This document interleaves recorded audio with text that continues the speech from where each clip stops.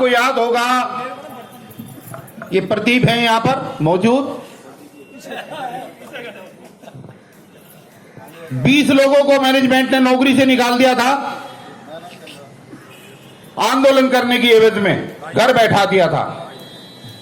लेकिन हमने कसम खाई थी कि हमें अगर आंदोलन करना है और हमें आंदोलन को जिंदा रखना है, तो आंदोलन करने और आंदोलन को जिंदा रखने का जो सबसे पहला फार्मूला है वो है नौकरी की सुरक्षा का गारंटी कार्ड। जब तो होगा आंदोलन। अगर कर्मचारी को यह गारंटी कार्ड है कि कुछ भी हो जाए उसकी नौकरी नहीं छूटेगी, तो वो कहीं पर भी आंदोलन करने से पीछे नहीं हटे। 5 साल से क्या हो रहा? 5 साल से हो क्या रहा? छोटी सी गलती निकालते हैं और लोगों को टर्मिनेट करके घर बैठा देते हैं। बात टर्मिनेशन की नहीं है, टर्मिनेट तो एक आदमी होता है और डर हजारों में फैल जाता है। और जब डर हजारों में फैलता है तो जो भीड़ उत्साह के साथ आया करती थी, उस भीड़ को यह लगता है कि यार आज इसको हटा दिया, कल को मुझे भी हटा दिया जाएगा तो मेरे बच्चे क्या खाएंगे। इसलिए लोगों का मनोबल इन 5 साल के अंदर टूट गया। आज श्रम दिवस के शुभ अवसर पर हम इस बात की कसम लेते हैं सब लोग कि अपने किसी भी साथी की, देखिए अगर उसने काम कोई गैर कानूनी किया है, अगर संस्थान के अंदर चोरी की है, किसी महिला के साथ अभद्र व्यवहार किया है, संस्थान को नुकसान पहुंचाया है, तो हम उसका साथ नहीं देंगे। लेकिन सही काम को करते हुए झूठे आरोप लगा करके अगर किसी कर्मचारी की तरफ को उंगली उठा करके उसको निकालने का काम किया तो उसको निकलने नहीं देंगे, उसकी नौकरी की गारंटी देंगे। ये डकैत सारे यहां पर बैठे हैं जो कुछ नहीं करते और कई लाख रुपए सैलरी लेते हैं, और एक छोटा सा कर्मचारी अगर हल्की सी गलती उससे कहीं हो भी जाती है तो उसको कहते हैं कि कल से ड्यूटी पे मत आना। क्या है ये इसलिए है क्योंकि इनकी गर्दन पकड़ने वाला कोई है नहीं।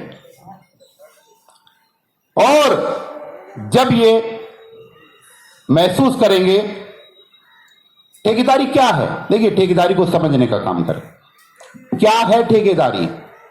ठेकेदारी ये है कि अपने चेले चपाटे रिश्तेदार, अपने दोस्त, उनको ठेका दिया 1 करोड़ रुपए का,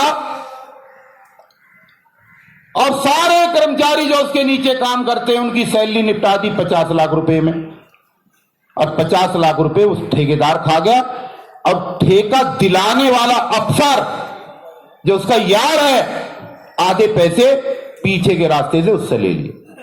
यही तो है। और हम कह रहे ठेकेदार हटा दो, और अगर ठेकेदार नहीं भी हटाना है तो आप एक काम कर लो भाई, ये पूरे राष्ट्र की डिमांड है। देखिए ये मैं जो बातें आपको कह रहा हूं ये देशों की नहीं है, पूरे देश में ये मैं बातें जा करके कर रहा हूं कि ठेकेदार को जो ठेका जिस अमाउंट का दिया जाता है उस अमाउंट का 10% हिस्सा ठेकेदार को दो, सर्विस चार्ज का। जो 90% पैसा बचता है उस 90% में उस ठेके को काम करने के लिए जितने कर्मचारी हैं उनमें बराबर में बांट दो।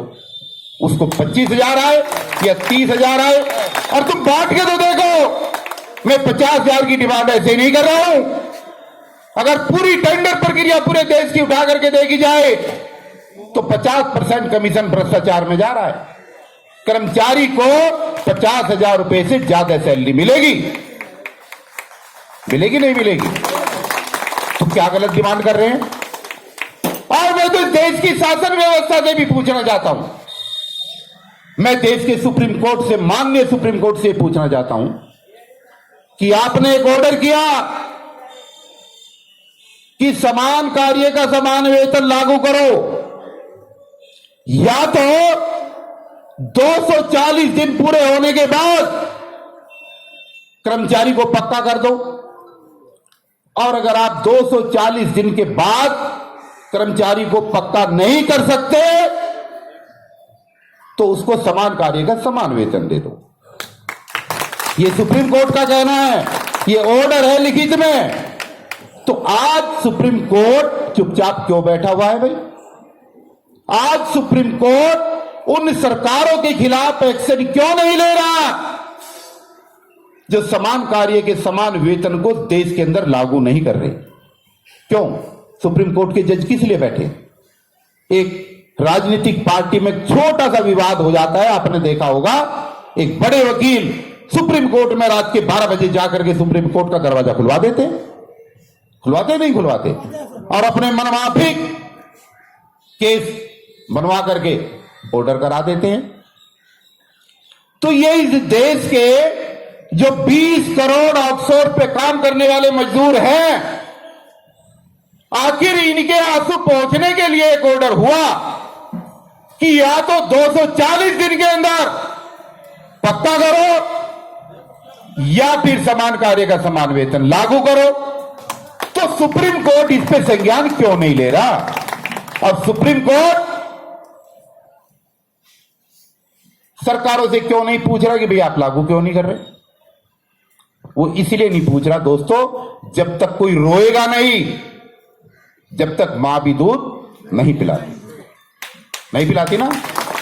आप दक्षिणी दिल्ली के लोग हैं यहां पर सारे, ये तुगलकाबाद में रविदास मंदिर ध्वस्त कर दिया था, सुप्रीम कोर्ट ने किया था। पूरे समय तक छावनी बनी रही, पुलिस लगी रही, वो रोड भी बंद कर दिया था, किसी को निकलने भी नहीं दिया जा रहा था। लेकिन जब सुप्रीम कोर्ट का जोरदार तरीके से घेराव हुआ तो उसी सुप्रीम कोर्ट को नाक रगड़नी पड़ी और ऑर्डर वापस लेना पड़ा और मंदिर वहीं पर बनने के ऑर्डर करने पड़े। हुए नहीं हुए? एक और घटना आपको याद दिलाता हूं। 2 अप्रैल 2018 को जब देश में SC/ST कानून को लेकर के सुप्रीम कोर्ट ने कोई रूलिंग दी तो पूरा देश सड़कों पर उतरा, और जब सड़कों पर देश उतरा तो सुप्रीम कोर्ट को अपना वादा वापस लेना पड़ा। आज पहलवान बैठे हुए, हमारी महिला पहलवान, सुप्रीम कोर्ट ने ऑर्डर किया तुरंत FIR होगी। किसानों के रूप में क्या हुआ? किसानों ने आंदोलन लड़ा और इसी सरकार को नाक रगड़ना पड़ा और उन सारे कानूनों को वापस लेना पड़ा। ये सारी चीजें क्यों हुई? ये सारी चीजें इसलिए हुई क्योंकि तरीके से आंदोलन को चला करके उन एजेंसियों के खिलाफ दबाव बनाया गया जो इसके लिए जिम्मेदार है। और मैं आपके बीच से बेशक चला गया लेकिन चुप नहीं बैठा।